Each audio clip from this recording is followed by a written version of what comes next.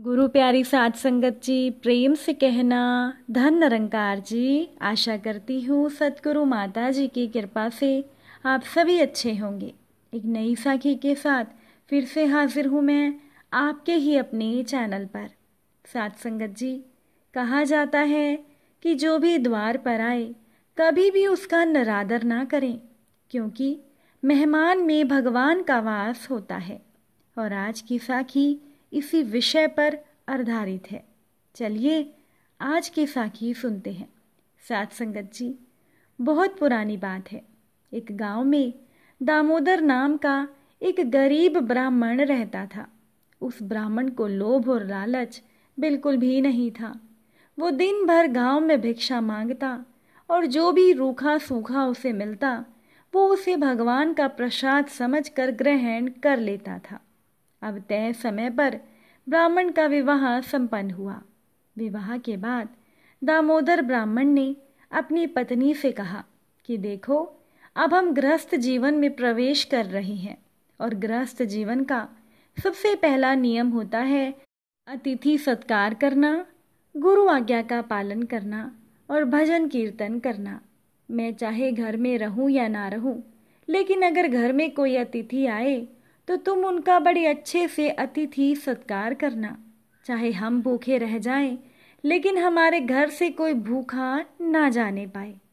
साध संगत जी, ब्राह्मण की बात सुनकर ब्राह्मणी ने मुस्कुराकर कहा कि बहुत अच्छी बात है, मैं इन सभी बातों का ध्यान रखूंगी। आप निश्चिंत रहें और भजन कीर्तन करके प्रभु भक्ति में ध्यान लगाएं।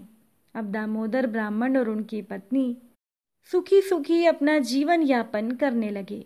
ब्राह्मण रोज सुबह अपने घर से भिक्षा मांगने के लिए आसपास के गांव में जाते और जो कुछ भी उन्हें मिलता उसे प्रभु इच्छा मानकर ग्रहण करते। ब्राह्मण के घर की स्थिति बहुत ही सामान्य थी। कभी कभी तो दोनों पति पत्नी को भूखा ही सोना पड़ता, लेकिन फिर भी दोनों पति पत्नी सुखी सुखी अपना जीवन जी रहे थे। उनके मन में कोई भी द्वेष और लालच नहीं था। अब भगवान बड़े ही लीलाधर हैं। अब ईश्वर ने देवलोक में बैठे बैठे सब कुछ देखा। अब भगवान की लीला भी बड़ी विचित्र है। प्रभु भी समय समय पर अपने भक्तों के दुख हरने के लिए किसी न किसी भेष में आते रहते हैं और भगवान हमेशा अपने भक्तों की परीक्षा लेते हैं। एक दिन की बात है कि ब्राह्मण की भक्ति और त्याग से खुश होकर भगवान खुद ब्राह्मण के घर साधु का वेश धारण करके ब्राह्मण की परीक्षा लेने के लिए पहुंच गए। अब भगवान ब्राह्मण के घर के बाहर बने चबूतरे पर बैठे और भिक्षा के लिए आवाज लगाने लग गए। अब ब्राह्मण ने जब साधु महात्मा की आवाज सुनी तो ब्राह्मण बाहर आया। ब्राह्मण को देख साधु महात्मा मुस्कुराए और बोले कि बेटा, आज इस रास्ते पर जाते जाते मेरा मन किया कि तुम्हारे घर पर भोजन करूं। अब ब्राह्मण ने प्रसन्नता पूर्वक साधु महात्मा को नमन किया और कहने लगा, महाराज, बड़ी अच्छी और प्रसन्नता की बात है कि आज आप हमारे घर भोजन के लिए पधारे हैं। आइए, आप भीतर चलिए।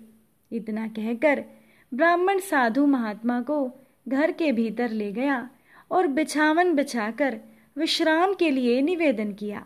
अब देव योग से उस दिन ब्राह्मण को भिक्षा में एक भी दाना नहीं मिला था। अब दामोदर ब्राह्मण ने रसोई में आकर देखा तो रसोई में अन्न का एक भी दाना नहीं था।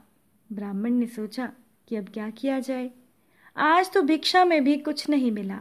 हम तो भूखे रह सकते हैं, लेकिन घर आए अतिथि को भूखा कैसे जाने दे।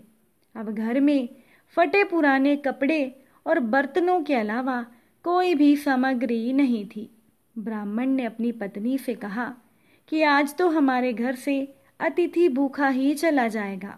हमने आज तक भगवान की जो भी भक्ति की है उसका कोई मोल नहीं रह जाएगा।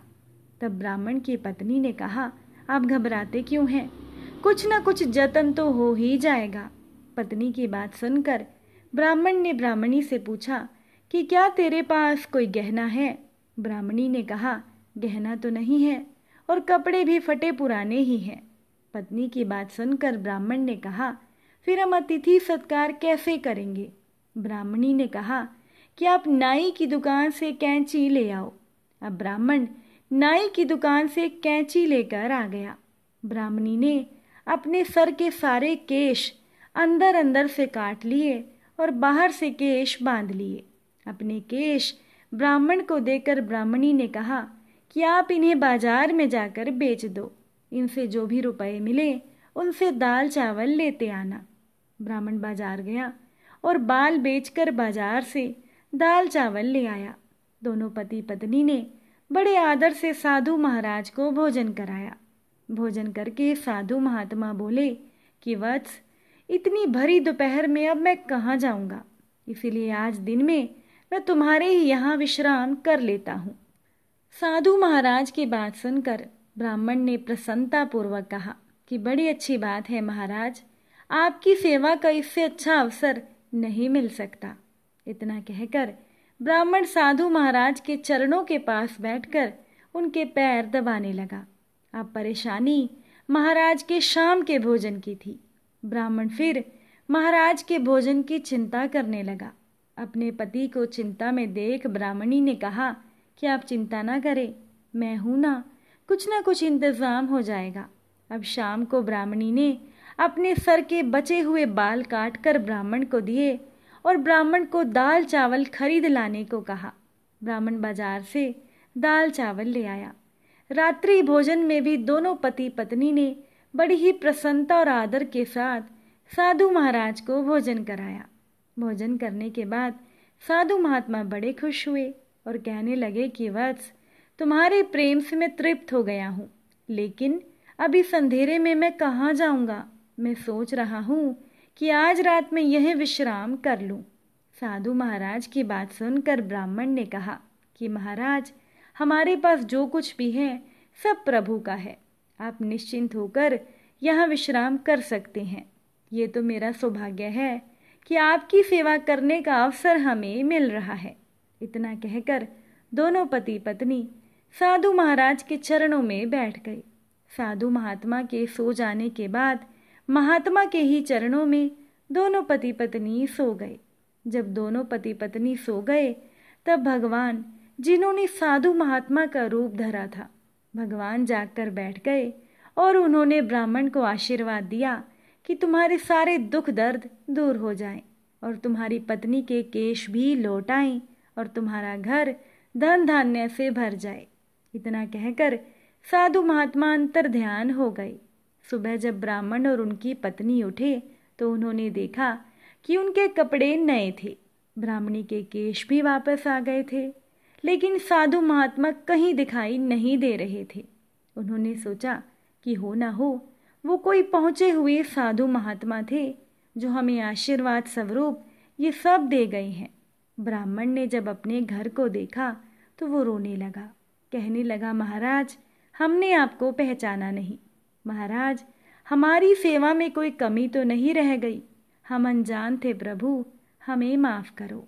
साध संगत जी, ब्राह्मण की विनती सुनकर भगवान दोबारा प्रकट हुए और कहने लगे कि तुम्हारे प्रेम पूर्वक भोजन करवाने से मैं बहुत तृप्त हो गया हूँ, तुम सुखी रहो। इतना कहकर भगवान अंतर ध्यान हो गए।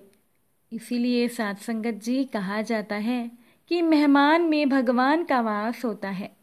इसीलिए कभी भी घर के द्वार पर आए किसी का भी निरादर ना करें।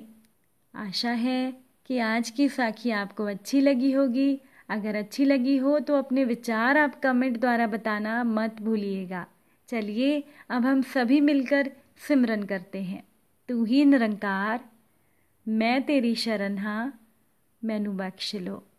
तू ही निरंकार, मैं तेरी शरण हाँ, मैनू बख्श लो। साध संगत जी प्यार से कहना, धन निरंकार जी।